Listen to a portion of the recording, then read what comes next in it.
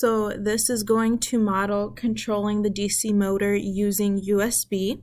So right now I do have the the Bluetooth module connected hardware-wise, but you could see the flashing LED, which means that the pairing has not been made. And so first I am going to upload the Arduino code. And now upload is complete. In the MATLAB code, I have the serial set to COM3, which I can also confirm over here that Arduino Uno is connected to COM3.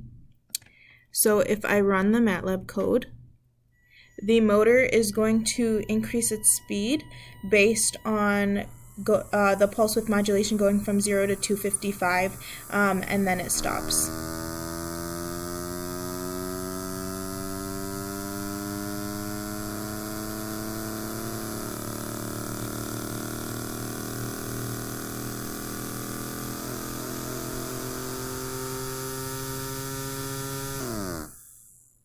And that's it.